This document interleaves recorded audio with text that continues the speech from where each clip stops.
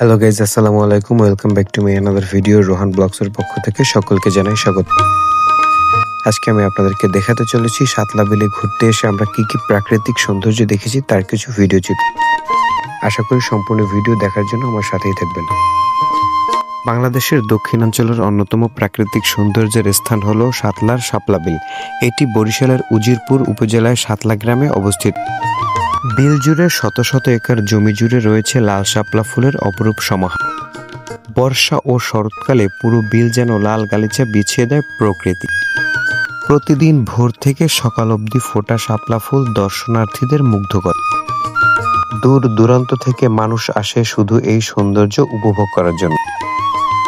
ছোট ছোট নৌকায় ভেসে গিয়ে ফুলের সমুদ্রের ভেতর ঢুকে পড়লে মনে হয় এক অন্য জগৎ।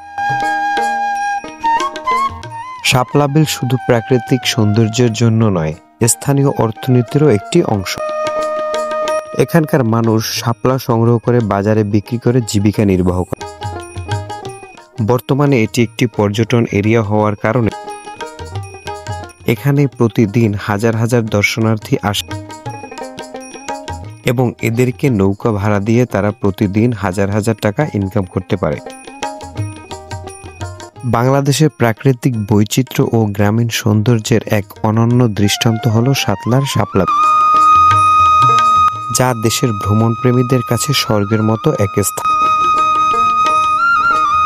প্রকৃতির অপরূপ শোভা ও গ্রামীণ জীবনের ছোঁয়া মিলেমিশে সাতলার শাপলা বিলকে করেছে বাংলাদেশের এক অনন্য দর্শনীয় স্থান।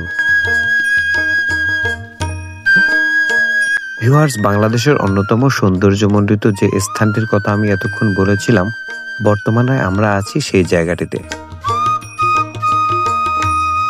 স্রষ্টার সৃষ্টি যে কত সুন্দর হতে পারে সেটা অবলোকন করার জন্য আপনার একবার হলেও এই জায়গাটিতে আসা উচিত।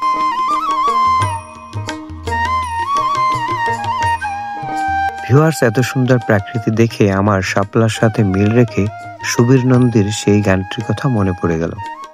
তুমি সুতোয় বেঁধেছ শাপলার ফুল, নাকি তোমার মন? আমি জীবন বেঁধেছি, মরণ বেঁধেছি, ভালোবেসে সারাক্ষণ,